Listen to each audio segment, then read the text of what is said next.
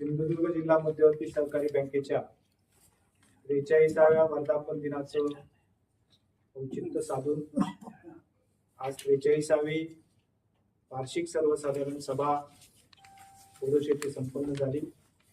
त्या सभेसाठी जिल्ह्याच्या कानाकोपऱ्यातून मोठ्या संख्येने सभासदांची उपस्थिती होती।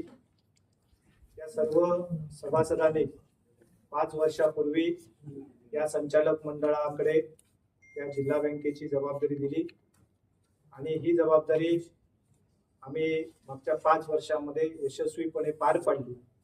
यासाठी आदरणीय नारायणराव राणे साहेब आहेत, आदरणीय रवींद्रजी चव्हाण साहेब, या बँकेचे संचालक आणि पालकमंत्री आदरणीय नितेशजी राणे साहेब, दीपकभाई केसरकर आणि निलेशजी राणे साहेब या सर्वांनी वेळोवेळी मार्गदर्शन केलं आणि त्याचबरोबर जिल्ह्यातील सगळ्या ग्राहकांनी आणि ठेवीदारांनी मोठ्या प्रमाणावर या संचालक मंडळाच्या कारभारावर विश्वास व्यक्त केला आणि म्हणून आज 7,173 कोटीपर्यंत आम्ही वाटचाल 4 वर्षांमध्ये करू शकलो। आजच्या या सर्वसाधारण सभेमध्ये पुढच्या 2 वर्षांमध्ये 31 मार्च 2028 अखेर त्या ठिकाणी 10,000 कोटीचा व्यवसायाचा टप्पा पार पाडण्याच्या गाठण्याच्या संदर्भातला निर्णय घेण्यात आलेला आहे आणि हे उद्दिष्ट घेऊन त्या पुढच्या काळामध्ये जिल्हा बँक म्हणून आम्ही सगळेजण वाटचाल करू।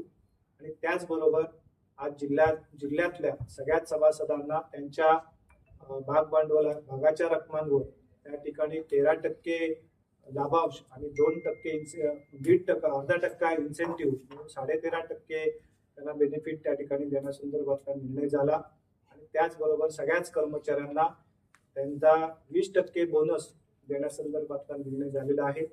आणि अशा प्रकारचे अनेक निर्णय आजच्या या सर्वसाधारण सभेमध्ये घेण्यात आले, जे वर्षभरामध्ये आणि मागच्या 5 वर्षांमध्ये चांगले निर्णय झाले। या संदर्भात आजच्या सर्वसाधारण सभेमध्ये सभासदांनी मोठ्या प्रमाणावर समाधान आणि व्यक्त केलं।